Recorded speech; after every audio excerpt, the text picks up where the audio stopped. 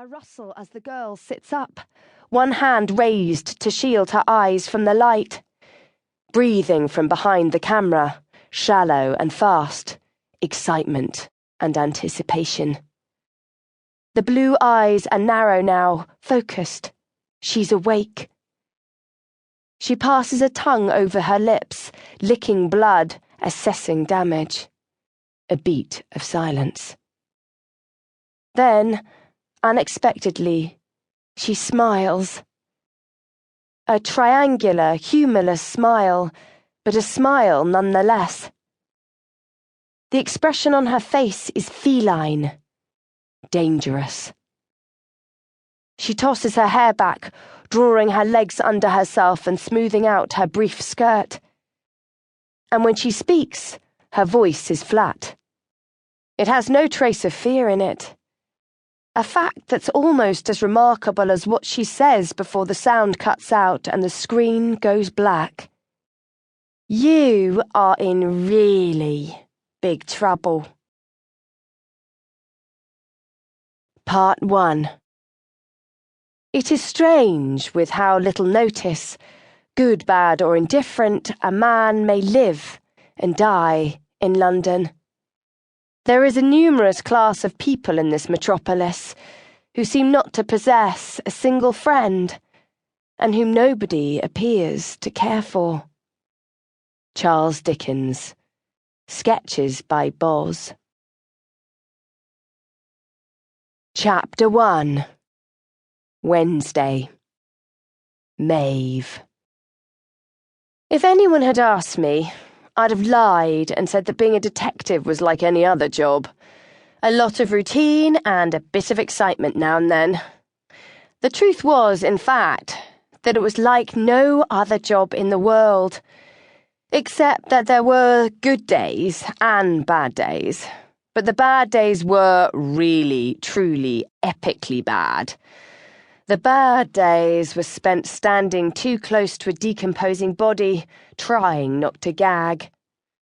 The bad days were random acts of violence on empty streets late at night with no witnesses.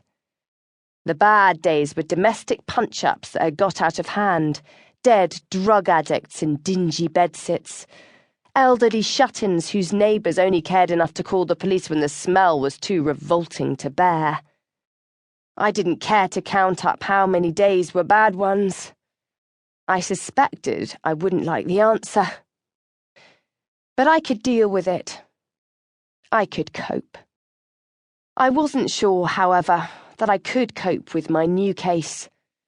More specifically, I wasn't sure that I could cope with my new boss. I wasn't at all sure I could stand it if all the days were bad, if every minute was another minute closer to breaking my spirit. I stared out of the car window as I half listened to the driver beside me and wished I was somewhere else with someone else. It wasn't like me to be so unenthusiastic, but nothing about my current situation was good. I was on my way to a crime scene I didn't want to face, accompanied by Detective Inspector Josh Derwent, one of the new additions to the team at that level. He and the other new DI, Keith Bryce, had worked with Godley before. That was about all they seemed to have in common. Bryce was quite melancholy, and his face was as rumpled as his suits. Derwent was younger and had a reputation for being obsessively hard-working and infinitely aggressive. As far as I could tell, he liked fast driving, soft rock, and the sound of his own voice. Rumour had it he didn't like junior detectives to answer back. Handle with care was the advice circulating in the office, and I watched him covertly as he drove, heavy on the accelerator, heavy on the brake, swearing and spinning the wheel one-handed as if he was in a games arcade rather than pushing to make time on traffic-clogged London streets.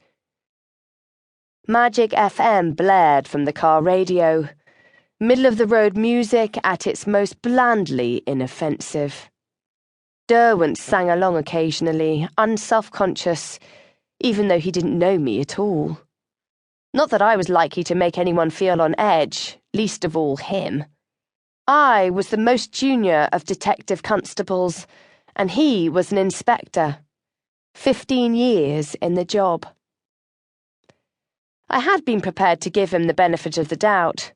I had suffered enough from misplaced gossip, from the assumptions made about me based on my looks, my height, my youth, my name.